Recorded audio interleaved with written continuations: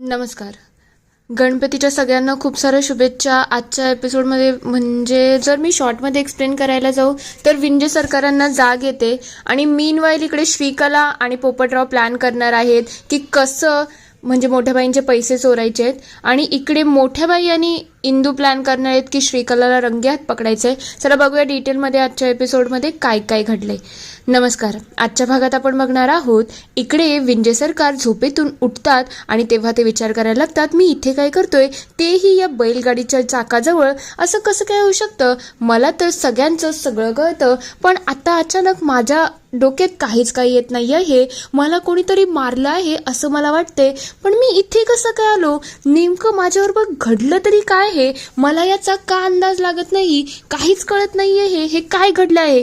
तर दुसरीकडे श्रीकला इकडे पोपटरावांवरती चिडत असते. तेव्हा ती म्हणते, बाबा मी तुम्हाला किती वेळा सांगितलं आहे ना, असा डायरेक्टली मला फोन करू नका, तरी सुद्धा तुम्ही हे सगळं का करता? तेव्हा ते म्हणायला लागतात, अगं तुला फोन केला नाही तर आपल्या जे काम आहे ते कसं काय होईल? मला तुझ्या मदतीची खूप गरज आहे आणि बाळा जर तू माझी मदत नाही केली तर कोण कळेल? तुला तर माहिती आहे ना तो पोलीसवाला किती मोठं तोंड खोलते, मग त्याच्यासाठी पैशांची तर गरज आहे ना, आणि तेही मला 5 लाख रुपये हवे आहेत. तेव्हा श्रीकला म्हणते, 5 लाख रुपये तुम्हाला काही खाऊ वाटलं आहे का? एवढे पैसे माझ्याकडून जमच नाही शकत. तेव्हा ते म्हणतात, अगं तू माझी मुलगी आहे आणि तेही दिग्रजकरांच्या घरामध्ये गेलेली, मग तुझ्याकडे तर एवढी बेसिक सोय तर होऊनच जाईल. जर तुने पैशांची सोय केली नाही ना तर तो पोलीसवाला मला लॉकअपमध्ये टाकेल आणि त्याच्यानंतर मला फाशीसुद्धा होऊ शकते, म्हणून काहीही कर आणि पैशांचा बंदोबस्त कर. तेव्हा ती म्हणते, तुम्ही काळजीच करू नका, मी पूर्णपणे प्लॅन रचला आहे की मला काय करायचं आहे. खरं म्हटलं तर ती मसान धोत्री आनंदी आहे ना, तिच्याकडे चिक्कार पैसा आहे आणि तो पैसा लुटायचा मी पूर्णपणे षडयंत्र रचला आहे. तुम्ही काळजीच करू नका, तिचे पैसे मी तुम्हालाच देणार आहे. तेव्हा ती म्हणतात, हे चांगली गोष्ट आहे, असंच मस्तपैकी प्लॅनिंग कर आणि मला जे पाहिजे ना ते लवकरात लवकर मला मिळून दे.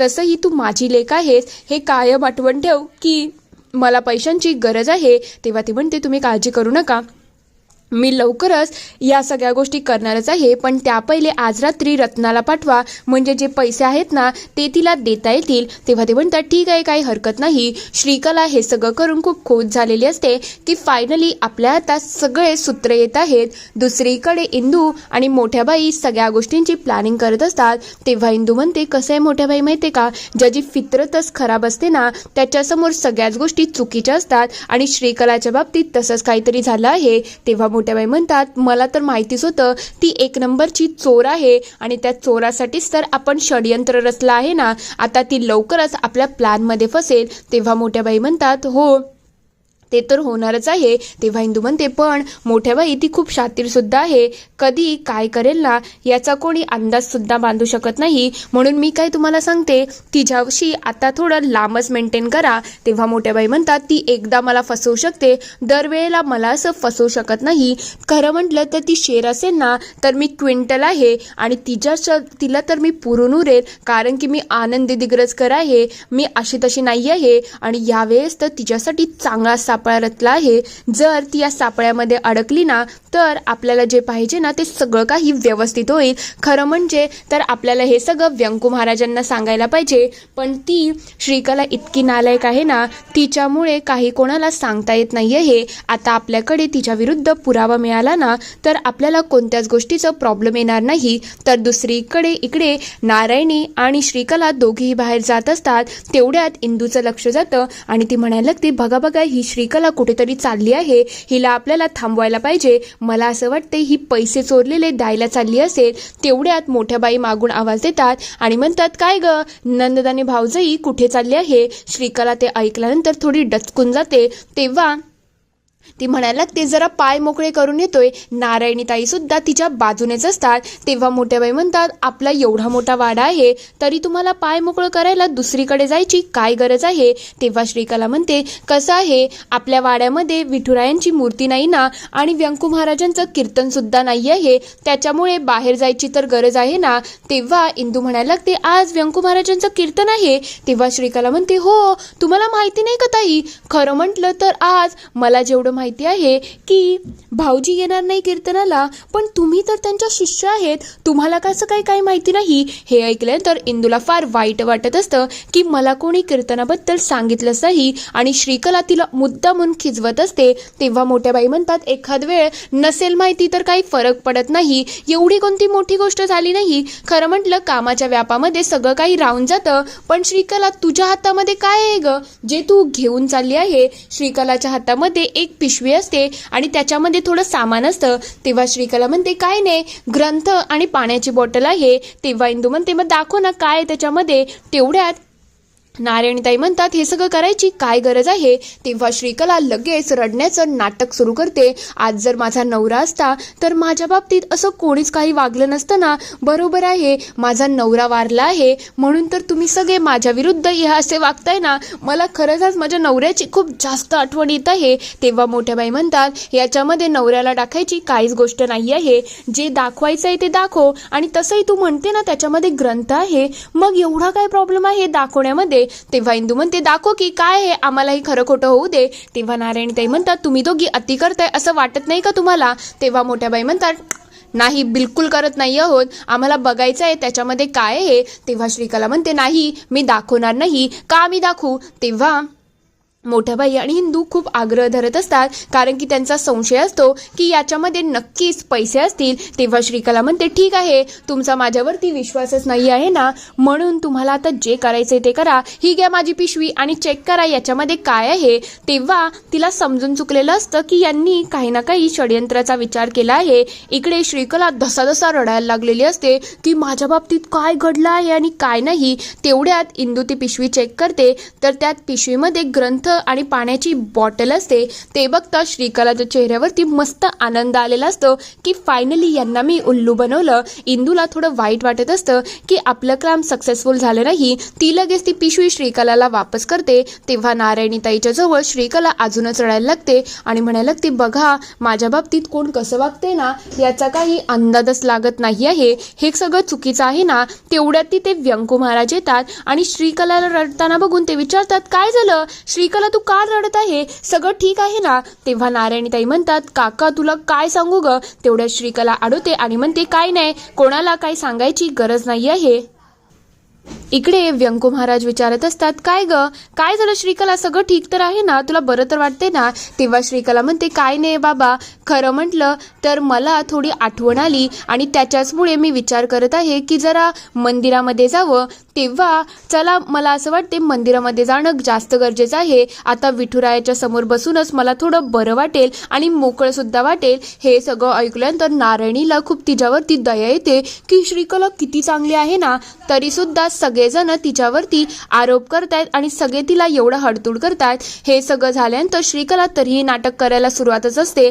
तेवढ्यात इंदू विचारते, व्यंकू महाराज आज कीर्तन आहे. तेव्हा व्यंकू महाराज म्हणतात, मग तुला माहिती नाही का. तेव्हा इंदू म्हणते, तुम्ही काही सांगितलं नाही मला. तेव्हा ते म्हणतात, कसं मी तुला सांगू, तसंही कीर्तन असलं की आपल्या बोर्डवरती लागतं आणि खरं म्हटलं तर कामाच्या गडबडीमध्ये आजकाल सगळ्या गोष्टी राहूनच चालल्या आहेत, कारण की तुला आता परमात्माच्या जास्त जर तुझं संसारच इम्पॉर्टंट झाला आहे, प्रपंचामध्ये जरा तू जास्तच अडकत चालली आहे. तेव्हा नारायणीताई म्हणतात, बरोबरच आहे, तसंही इंदूचं काय चाललं आहे आणि मला असं वाटते इंदू आता मंदिरामध्ये येण्याच्या लायकीची सुद्धा राहिली नाही. तेव्हा मोठ्या बाई चिडतात आणि म्हणतात, काय ग नारायणी, तू काय बोलते हे तुला तरी कळतंय का. तेव्हा ती म्हणते, हो मी बरोबरच बोलत आहे.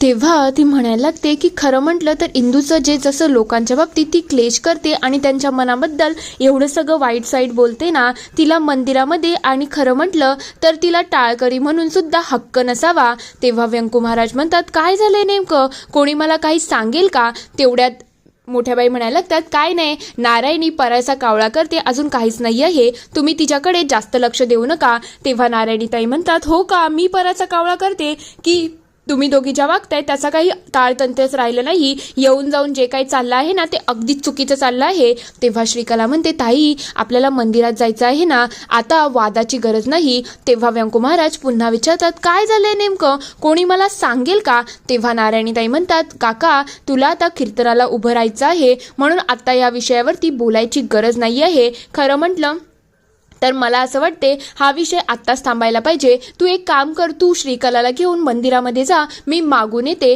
ते दोघं लगेच त्या मंदिरामध्ये जायला निघतात. हे सगळं करून श्रीकला इकडे डोळे वर करून इंद्रायणीला सांगत असते, बघ बघ मी तुझीच वाट लावली ना, थोडंसं रडून. हे सगळं करून तिला खूप आनंद होत असतो. तेव्हा लगेच नारायणीताई आणि मोठ्या बाईंचं जोरदार भांडण सुरू होतं. तेव्हा नारायणीताई म्हणतात, ती श्रीकला एवढी चांगली आहे, पण तुम्ही दोघी येऊन जाऊन तिच्यावरती म्हणजे मुळावर सुटले आहेत, हे काही बरोबर नाही आहे.